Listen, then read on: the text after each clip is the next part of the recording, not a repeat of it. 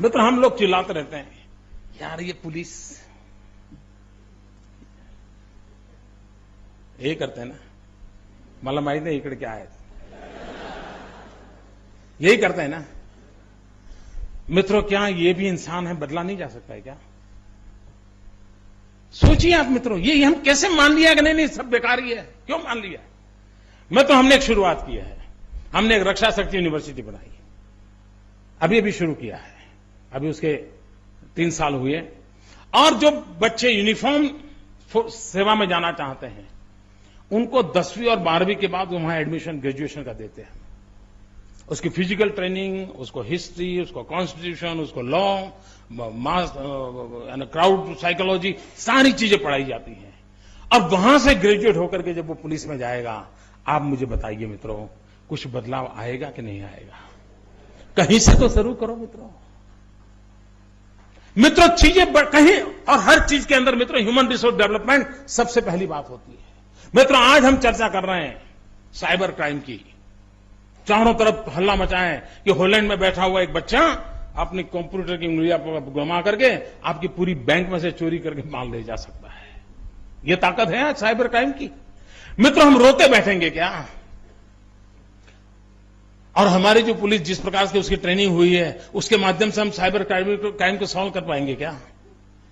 हमने उसके लिए काम करना पड़ेगा। और मित्रों, आज मैं गर्व के साथ आपके सामने कहता हूं, Gujarat is the first state in the world, दुनिया में हम पहले हैं जिसने फॉरेंसिक साइंस यूनिवर्सिटी प्रारंभ की है।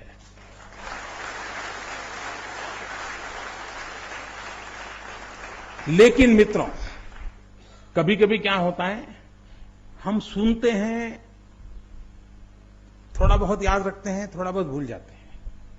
मैं बोल रहा हूं फॉरेंसिक साइंस यूनिवर्सिटी, बराबर है? कल हमारे कांग्रेस के मित्र बयान देंगे, मोदी झूठ बोल रहा है, फलानी जगह पर फॉरेंसिक साइंस का कोर्स है, टिकली जगह पे फॉरेंसिक। मैं फॉरेंसिक साइंस का कोर्स नहीं बोल रहा हूं, मैं फॉरेंसिक साइंस यूनिवर्सिटी बोल रहा हूं। तो हर चीज में खेल चलता रहता है। और इसलिए मित्रों,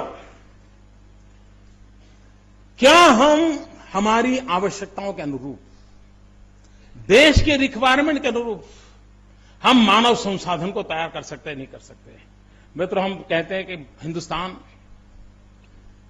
बहुत फास्टेस्ट ग्रोइंग अर्बनाइजेशन हो रहा है हमारे यहां, बहुत तेजी से शहरीकरण की तरफ हम आगे बढ़ रहा है, पूरा हिंदुस्तान आगे बढ़ रहा है, शहरीकरण हो रहा है। गांव से लोग निकल करके शहरों में बस रहे हैं।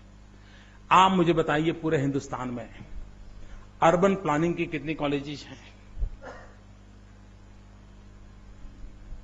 अर्बन इंफ्रास्ट्रक्चर की कितनी कॉलेज है? अर्बन मैनेजमेंट की कितनी कॉलेजेस हैं? अर्बन वाटर रिसोर्सेज की कितनी? नहीं है मित्रों, नहीं है। अगर हम देख रहे हैं कि बहुत तेजी से अर्बनाइजेशन हो रहा है, तो कौन रोकता है आपको कि उसके अनुसार एजुकेशन सिस्टम को खड़ा करो ताकि उस प्रकार का मैन पावर हमें उपलब्ध हो? मित्रों, हमारे देश की जनसंख्या बढ़ रही है, डॉक्टर उपलब्ध नहीं हो रहे हैं, लेकिन आपको एक मेडिकल कॉलेज करनी है तो दिल्ली जाकर के जब तक 2 साल तक अपने रगड़े को नाक नहीं रगड़ोगे, आपको मेडिकल कॉलेज की परमिशन नहीं मिलती है। एक तरफ डॉक्टरों की जरूरत है, स्टूडेंट्स को डॉक्टर बनना है, मां बाप बच्चों को डॉक्टर बनाना चाहते हैं, डॉक्टर बनने वाले को जीवन में सेवा और पैसा दोनों की संभावना है, लेकिन हम डॉक्टर बनाने को तैयार नहीं है। और इसलिए कोई रशिया जाना रहा है पढ़ने के लिए, कोई चाइना जा रहा है। मित्रों, आज हिंदुस्तान का कोई जिला ऐसा नहीं होगा जिसके बच्चे चाइना या रशिया में मेडिकल कॉलेज के लिए गए न हो। वो अरबों खरबों डॉलर हमारी हिंदुस्तान की करेंसी जा रही है, लेकिन हम एक होलिस्टिक अप्रोच लेकर के हिंदुस्तान के हर गांव को डॉक्टर मिले, इस प्रकार का मास स्केल पर डॉक्टरों के एजुकेशन के लिए क्यों न आगे बढ़े?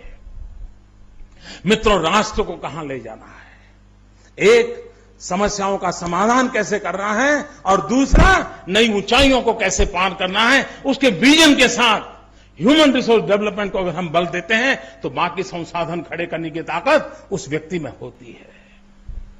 मित्रों, मैं तो हैरान हूं, आज हम ग्लोबल इकोनॉमी की बात करते हैं, विश्व व्यापार की चर्चा करते हैं। विश्व व्यापार में सबसे बड़ी ताकत लगती है आपका सामुद्रिक व्यापार की।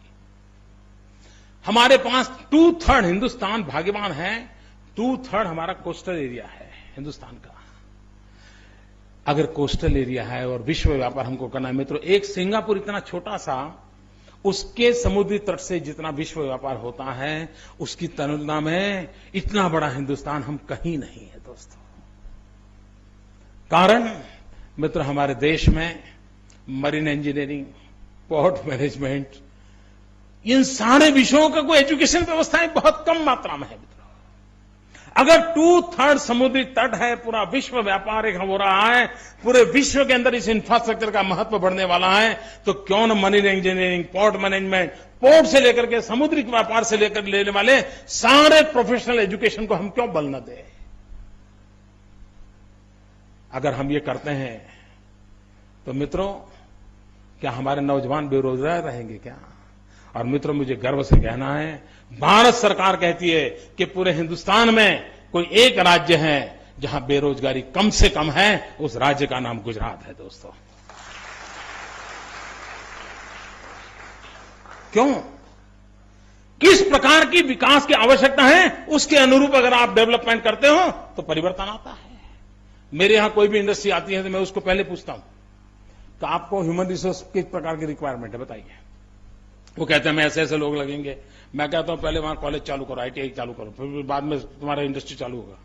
वहां के उस इलाके के बच्चों को आईटीआई पढ़ाओ, 1 साल 1.5 साल का कोर्स कराओ, और फिर तुम्हारे यहां उसको जिस प्रकार के लोग चाहिए वो करो।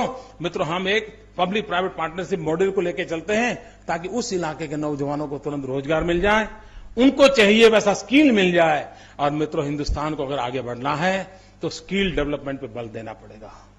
आप लोगों ने अभी ओबामा जब दोबारा प्रेसिडेंट बने तो उन्होंने उनका जो भाषण है वो सुनने जैसा है। ओबामा अमेरिका जैसा समृद्ध देश का प्रेसिडेंट भी दुनिया के सामने विषय रखता है कि हमें सबसे पहली प्रायोरिटी देनी है स्किल डेवलपमेंट की।